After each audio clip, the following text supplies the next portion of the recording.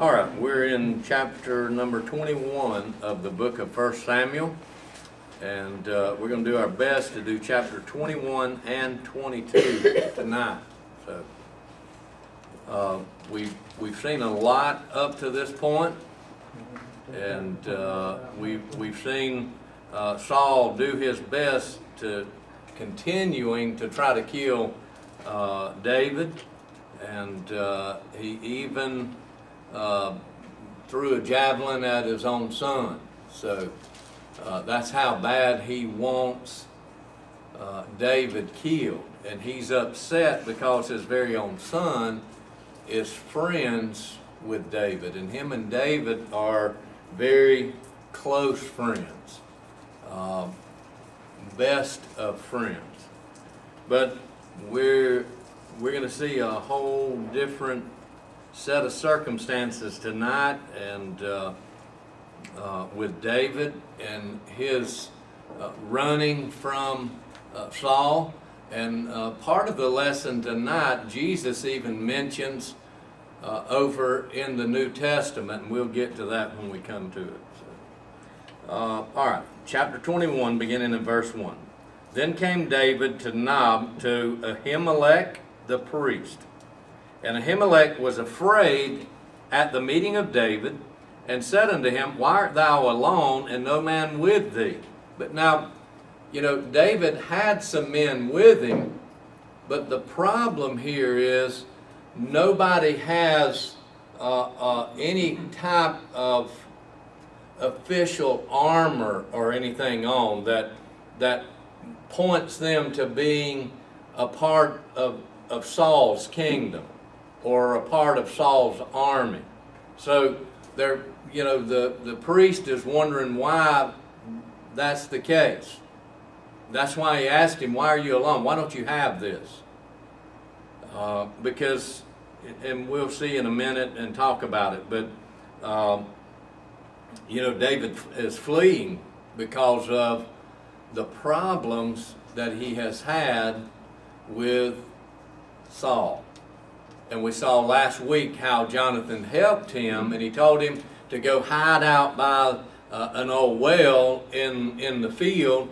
And he said, if I shoot an arrow on this side of the well, I'll let you know. If I shoot it on the other side of the well, I'll holler out that the arrow is gone past thee, and then you'll know to keep running, that Saul is coming after you. So, and that's what had happened. He shot the arrow past him, and his armor bearer, he told him to go out past the well to get the arrow. So David fled, and that's why he's gone to Nob. But Ahimelech was afraid because he knows really how Saul is. And not only that, because David or none of his company has anything on them about the king's army. Nothing, no insignias or nothing. And David said unto Ahimelech the priest, The king hath commanded me a business, and hath said unto me, Let no man know anything of the business whereabout I send thee, and what I have commanded thee. And I have appointed my servants to such and such a place. So, David is really telling him an untruth. He's telling him a lie.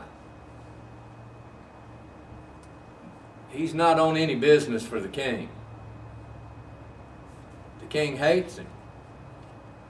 So, but to try to ease the tensions that the priest is experiencing and the fear, he said, well, we don't have any of this because I'm on a secret mission for the king. No one's to know what mission I'm on, where I'm headed, nothing about it. And that kind of helps ease some of the fear that the priest has. But David begins to ask him for something. He says, Now therefore, what is under thine hand? Give me 5 loaves of bread in my hand, or what there is present. And the priest answered David and said, There is no common bread under my hand, but there is hallowed bread. If the young men have kept themselves at least from women. And David answered the priest and said unto him, Of a truth, women have been kept from us about these 3 days, since I came out, and the vessels of the young men are holy, and the bread is in a manner common, yea, though it were sanctified this day in the vessel. So, and this is what Jesus mentioned in the New Testament, where the religious leaders were getting on him about him and his disciples being out in the field, and they were pulling corn and eating, and they said, Why are you doing this? Why are you working on the Sabbath? And Jesus mentioned to them, Have you not read how David ate the show bread that really belonged to only the priest? And now this bread was hallowed throughout that day, and when that day was ended, then it became common and they could. But at this point, it was still hallowed bread. But David and his men were hungry. Now, in essence, he's asking the priest really to go against what the law said. But it's just like Jesus asked the religious leaders, Is it wrong to do good on the Sabbath day? If somebody's there and they're hungry, they're starving, why wouldn't you give them that hallowed bread to keep them from starving? God would not be upset with that. Just like the messages we preach Sunday morning and Sunday night about helping one another, that's what God wants. Even in the Old Testament, if you remember Sunday morning, I read a scripture from the book of Deuteronomy that shared that we needed to open our hands wide to our brethren, to the poor and needy in the land. So if somebody's in need, and here's David, who's really already been anointed king, and yet they're starving. They don't have food to carry on. So he's asking for 5 loaves of bread. And the priest says, This is hallowed bread. But if the men if y'all kept yourself from women, and David said, We have for 3 days. So the priest gave him hallowed bread in verse 6, for there was no bread there but the show bread that was taken from before the Lord to put hot bread in the day when it was taken away. So, in essence, he was going against what the law said, but to help somebody, he really wasn't breaking the law, because God would want us to help somebody in need. David and his men were in need. They were on the run. Even though they had done nothing wrong, it was only because of what the people had sang really about David and Saul. And when they came back from battle with the Philistines, they began to sing that Saul had slain thousands, but David had slain 10,000s. So Saul was upset. Well, they're accounting more to him than me, and I'm the king. So he gets upset. He throws a javelin twice at David. And then later, when Jonathan pleads with him, we read this in last week's chapters, Jonathan pleads with his father, and he says, this man's done nothing but good for you. he slew the big Philistine Goliath, and he's done all these things for you for salvation for Israel. So as Saul said, I'm sorry I've been that way. He's fine. He can come in. Jonathan brought him in. He was playing the harp for Saul. And here's Saul with a javelin in his hand just sitting there. And what does he do? He throws it at David again. David flees. And then later on he throws it at his own son. That's pretty bad. That he would have that much hatred about him. These 2 chapters is filled with nothing really but hatred coming from Saul. All because he thought the people liked David more than they did him. And that's it. He's jealous. In my years of preaching, I've seen and been around some jealous preachers, I want to tell you. And that's sad. I'm not jealous of our pulpit here, but now I want to know who the person is getting up there.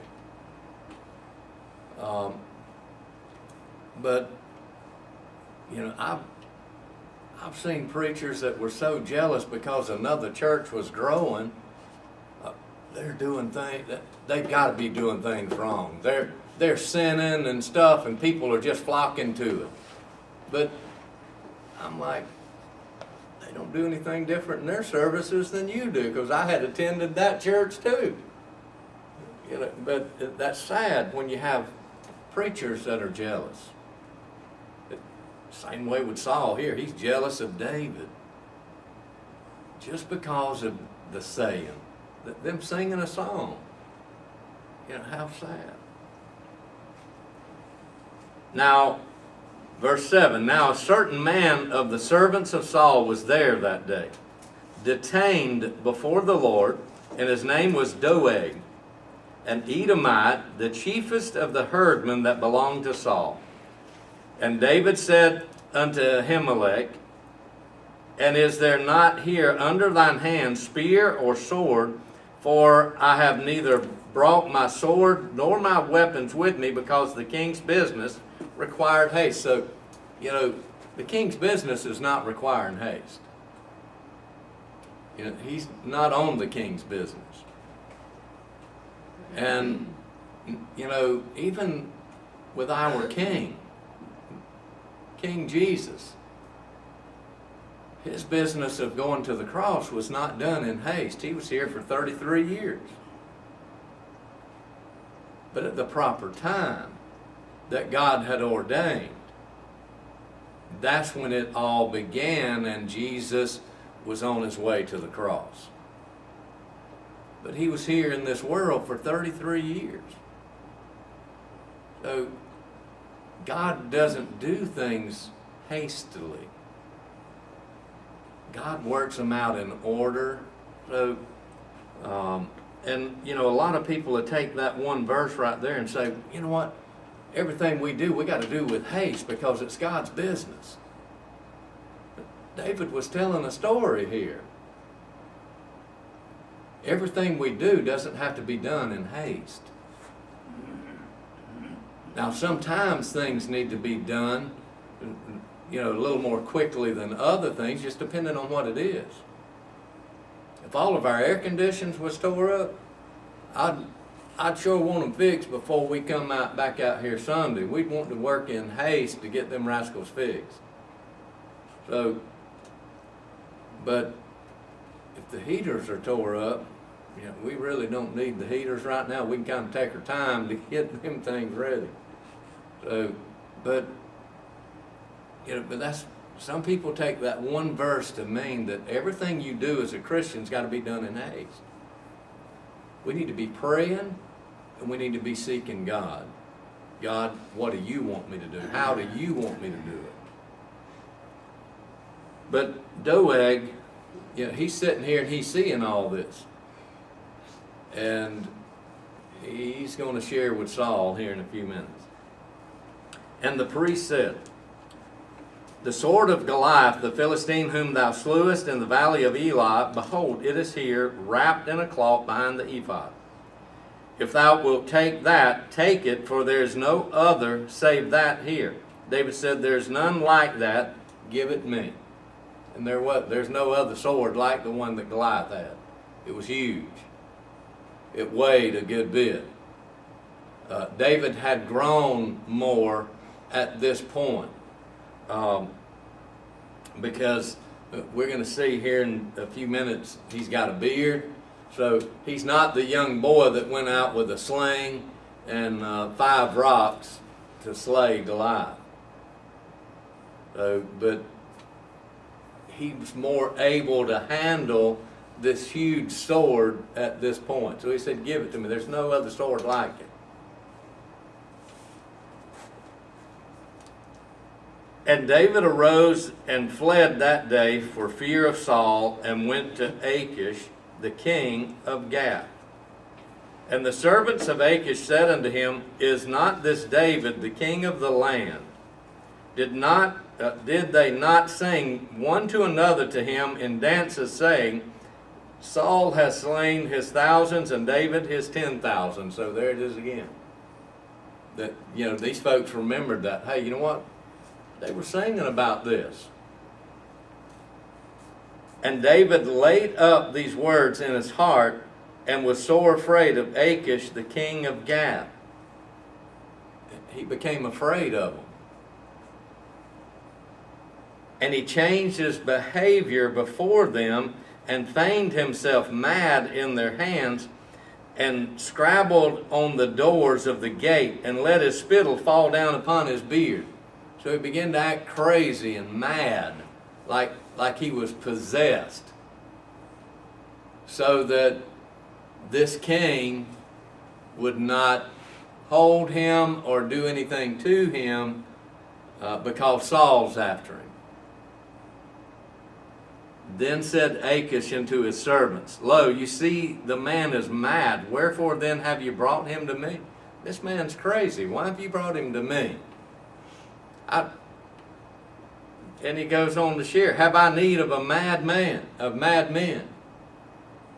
What need do I have of somebody mad? Somebody crazy? That you have brought this fellow to play the madman in my presence. Shall this fellow come into my house? The king here, he's like, y'all brought this madman to me for what? So I can see what a madman acts like and does. You think he's going in my house? He's not going in my house. If somebody come up to your house and they're acting crazy, are you going to let them in your house? Probably not. You probably won't even want to open the door. And that's the way this king is. This man's acting mad. I don't want him. I don't even want him around me. Why have you brought him up here? Anybody have anything on these verses?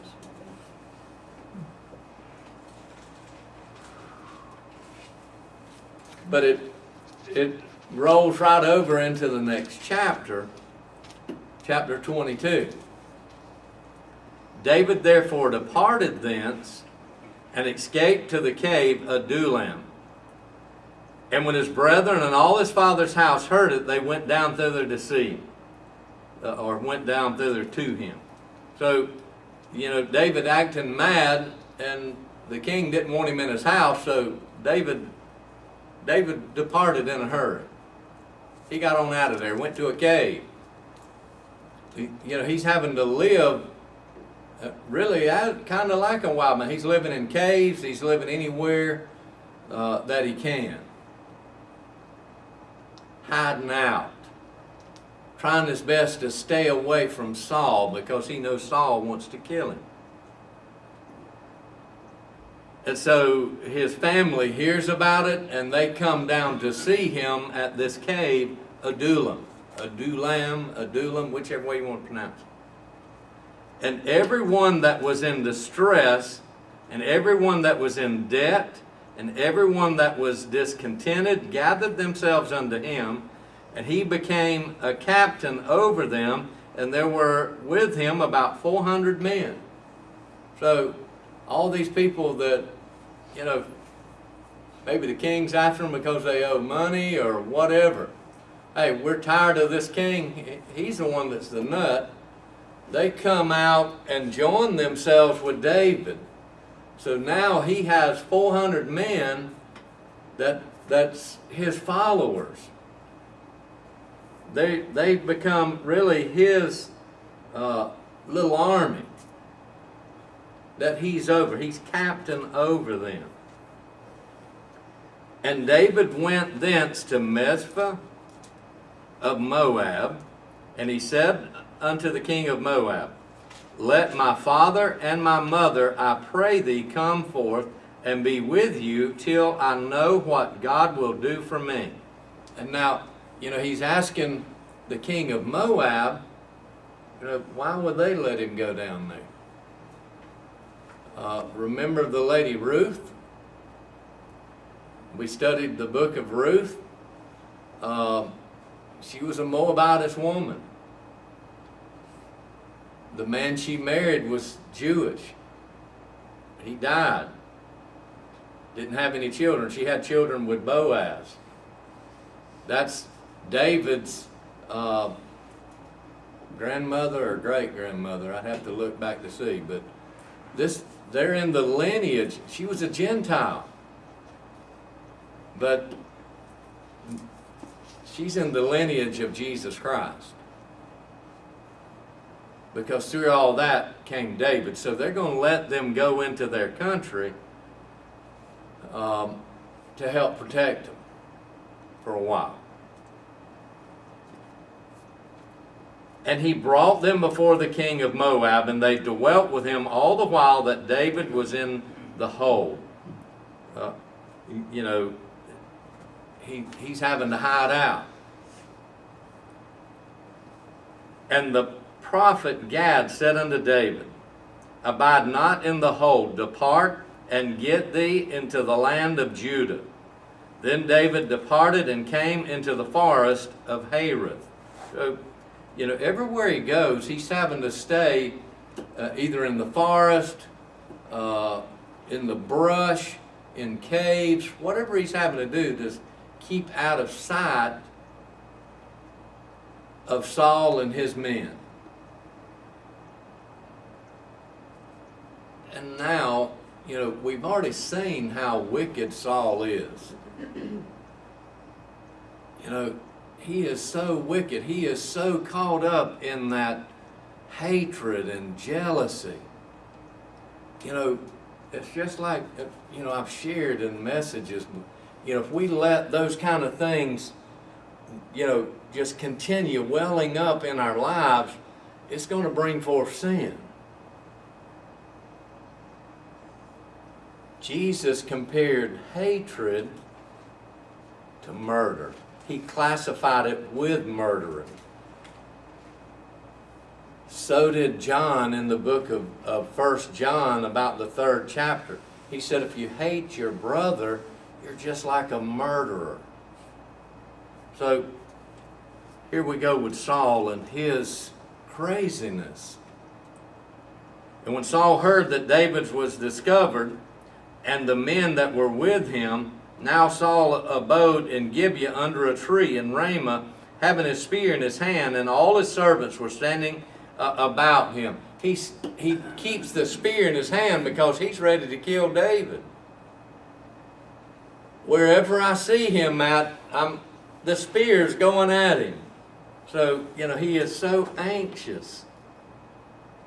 Then Saul said unto his servants that stood about him, Hear now, you Benjamites, will the son of Jesse give every one of you fields and vineyards, and make you all captains of thousands and captains of hundreds? Is David going to be able to give you anything? And, you know, really he's trying to tell, I'll give you all you want.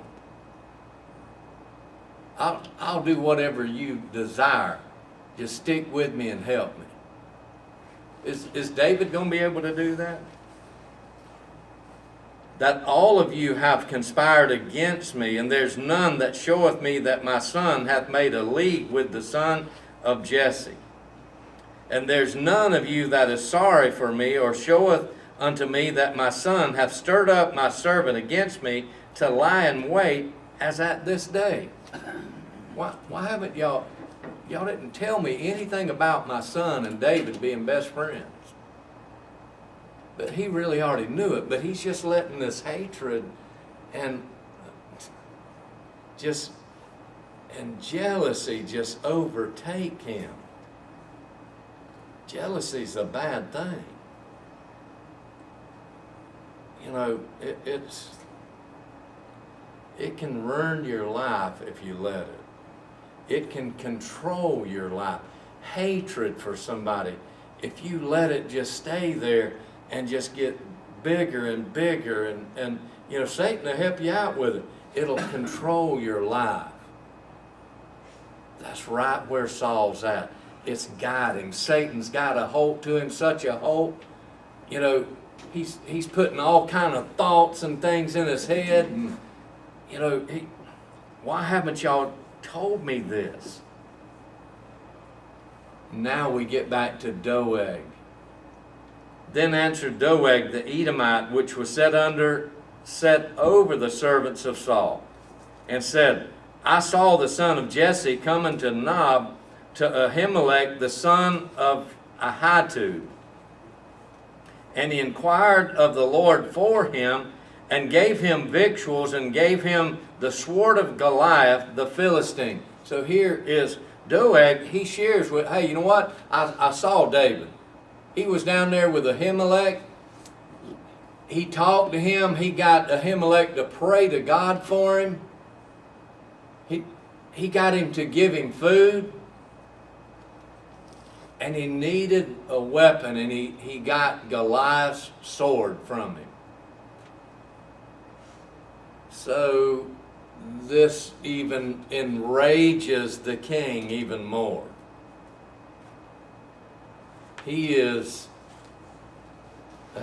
so mad, he could bite a 20-penny nail into. Then the king sent to call Ahimelech the priest, the son of Ahitub, and all his father's house, and the priests that were in Nob. And they came all of them to the king. He calls Ahimelech the priest, all of his household, all of his father's children, grandchildren, great-grandchildren, whoever they are, any of his kinfolks, to bring all of them, and all of the priests from that area. And Saul said, Hear now, thou son of Ahitub. And he answered, Here I am, my Lord. And Saul said unto him, Why have you conspired against me, thou and the son of Jesse, in that thou hast given him bread and a sword, and hast inquired of God for him, that he should rise against me to lie in wait at this day? Why have you helped him? Ahimelech senses the anger and the jealousy and everything about Saul. Could you imagine being before somebody in that frame of mind? He's the one, Saul's the one that's mad. David acted mad or crazy. Saul is the one that actually fits that category. He's brought all these people down, all the priests, and he asked Ahimelech, Why have you conspired against me? Then Ahimelech answered the king and said, And who is so faithful among all thy servants as David, which is the king's son-in-law, and goeth at thy bidding, and is honorable in thine house? So, Ahimelech is sharing, he's your son-in-law. He goes about your bidding. He remembers what David told him. I'm on a secret mission for the king. He goes at your bidding. and is honorable or preferred. He's special in your house. Did I then begin to inquire of God for him? Be it far from me, let not the king impute anything unto his servant, nor to all the house of my father, for thy servant knew nothing of all this, less or more. Hey, don't do anything to us. We didn't know what all was going on. We didn't know this was going to cause a lot of problems. David came, he's your son-in-law, he asked for something to eat, I gave him something to eat. I've left in such a haste, I forgot my weapon, so I gave him a sword. And the king said, Thou shalt surely die, Ahimelech, and all thy father's house. Look at how crazy Saul is. He's talking about killing the priests of God. He's talking about killing the ones that are the chosen group to take supplications to God for people. You're going to die in all your father's household. And the king said unto the footmen that stood about him, Turn and slay the priests of the Lord. So even Saul knows who they are. Slay these priests of the Lord. Because their hand also is with David, and because they knew when he fled, and did not show it to me. But the servants of the king would not put forth their hand to fall upon the priests of the Lord. These folks, his servants, knew better. We're not going to kill these priests. That's not the right thing to do.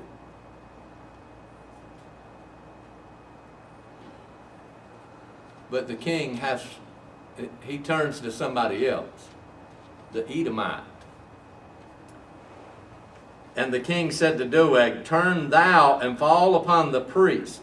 And Doeg the Edomite turned, and he fell upon the priest, and slew on that day 75 persons that did wear a linen ephod. He's killed a bunch of servants of God. He killed a bunch of priests. 85 of them. How sad. Because of the jealousy and the rage of Saul. The biggest thing, Saul has slain thousands and David has slain 10,000s. How sad that he's gotten into such a rage.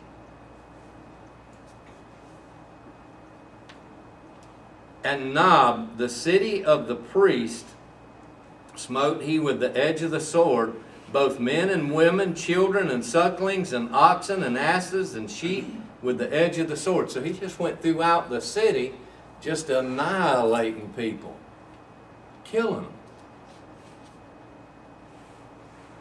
Because this was the city of the priests. All these people here were kinfolks to Ahimelech in one way or the other. Because the priestly line were all of the Levite tribe.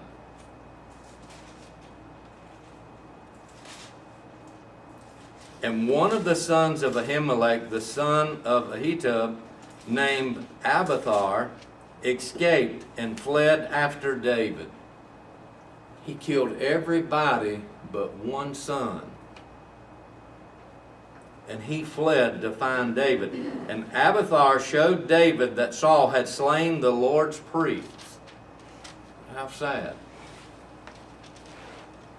Some of these jealous preachers that I've seen in the past, they probably would have been ready to, really the hatred they had, they were just like a murderer. And I'm not judging them, that's for God to judge. But I know what God's Word says.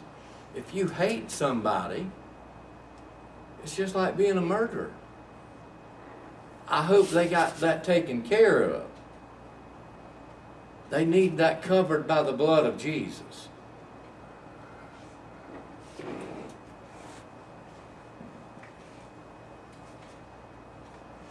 Abiathar showed David that Saul had slain the Lord's priest. And David said unto Abiathar, I knew it that day, when Doeg the Edomite was there, that he would surely tell Saul, I have occasioned the death of all the persons of thy father's house. So David kind of figured it out, hey, that servant of Saul's that was there, when I was sharing with Ahimelech, I got the bread, I got the sword. That rascal's going to go back and tell Saul, and he's going to go and kill everybody in that city. So David had kind of figured it out. I had rehearsed that, or I have occasioned the death, and that means he had rehearsed it. He had went over it in his mind. That's probably what was going to happen. And that's what had happened. So David, abide thou with me, fear not, for he that seeketh my life seeketh thy life. But with me thou shalt be in safeguard or protected. So David invites Abiathar to stay with them. The same one that's looking to take my life is now looking to take your life. If you stay with me, you'll be protected. We've got 400 men here. So, and David has been anointed king, and he's going to make it to be king. Now, it's taken a few years here. This is over the course of a few years. Because when David went and slew Goliath, he was, still a young boy. Now he's grown him a beard. He let his spit run down his beard to make him think he was mad and crazy, and so he's grown up. So it's been the course of a few years here. And it's still going to be maybe a few more before he actually becomes king. We're going to see the death of Saul and Jonathan. So, but anybody have anything on chapter 22 or 21 or anything?